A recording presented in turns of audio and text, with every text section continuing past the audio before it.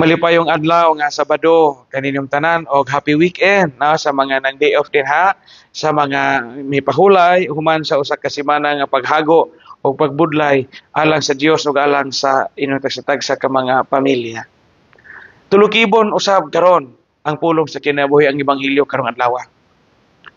Naglakaw si Jesus ug ubang mga tinun-an, hingsunod ang tinun-an nga mipauraray ni Jesus dito panahon sa katapusang panihapon nga matod sa mga Bible scholars si Saint John the Apostle ang pinakabatan-on nga apostol. Nga nangutana hinglingi si San Pedro. Ingon si San Pedro nga to sa Ginoo, Ginoo, unsa may dangatan anak niya?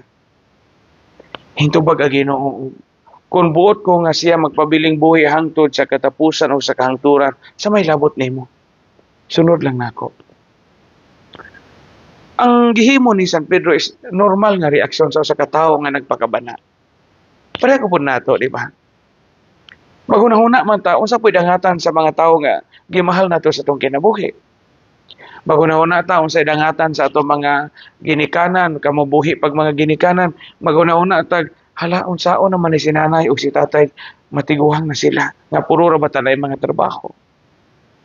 Magunahuna ta, usahay o unsaon naman ni hong anak, father, o mudako na ni, di ra ba ni kabaomang laba. Kanunay ra ba ni gasalig na mamatay ko, padre, unsaon na lang ka ni. Sa personal ako nga kasinatian, maupo na yung mga kabalakan ako, no? Kaya naman ko igsoon nga usara ka buok, wa maminyo, high blood, diabetic, sikado, kailaman mo anak. Sigo ko na ug mamatay ko una, namang upat ka mga igsoon.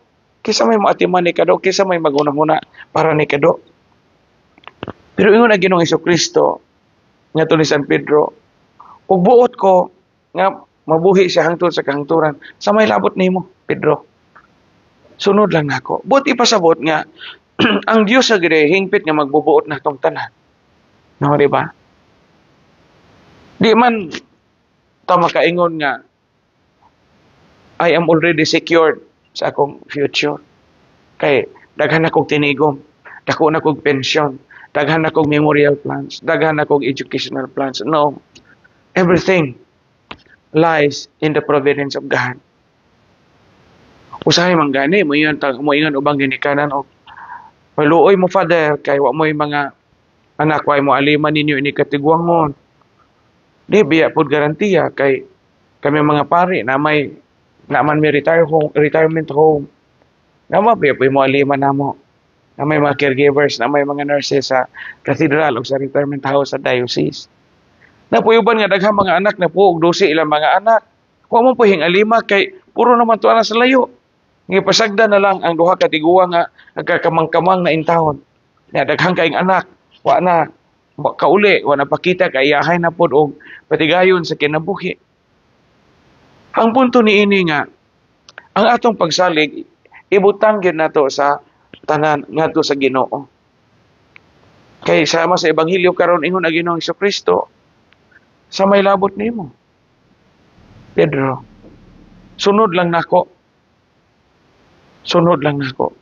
So ang ato ani is magtuman lang tas kabubuton sa Ginoo, mosalig ta sa iyang panabang, maningkamot ta ug siya na bahala nato. Muna giingon sa karaang panultihon elementary pataog, do your best and God will do the rest. Daigo nato ang Dios ug angay nato siyang pasalamatan.